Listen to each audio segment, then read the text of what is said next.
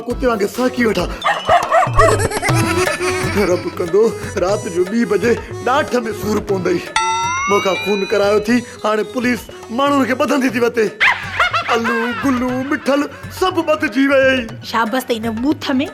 ॿधजी वियो आहे अलण ऐं गुल्लू साकी वरी कुत्ते वांगुरु तूं तो नेठ मुंहिंजो बि त वारो ईंदो न पोइ आख़िर मुंहिंजो कहिड़ो असर थींदो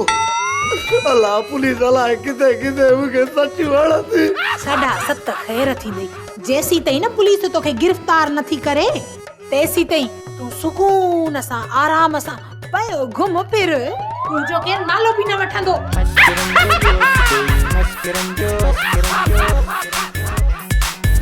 सुगड़ सियाणी मुले जी न्याणी मुलो वियो कचे सुगड़ चांहि पई पचे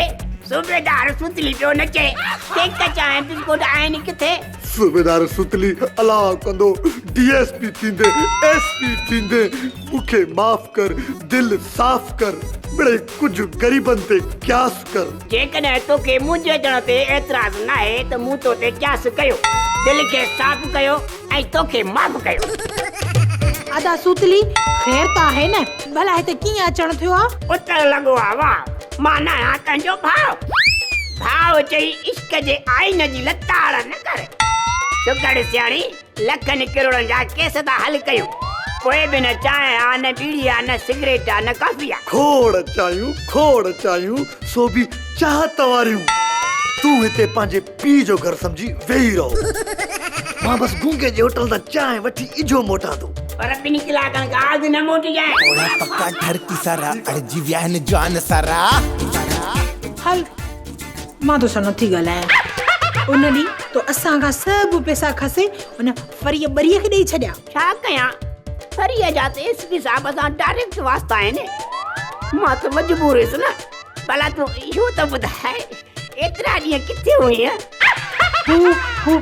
हा मुंहिंजी भेण हुई न मोलाइण मस्तानी उन ॾांहुं वई हुअसि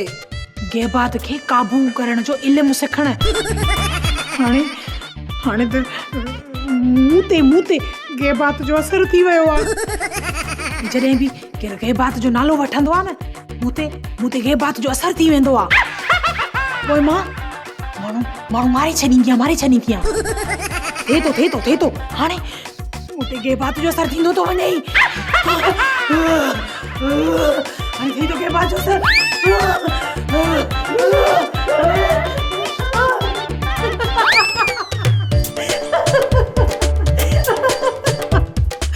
पुट जाते तू न पढ़ियो है उते मां हेड मास्टरानी हुयसि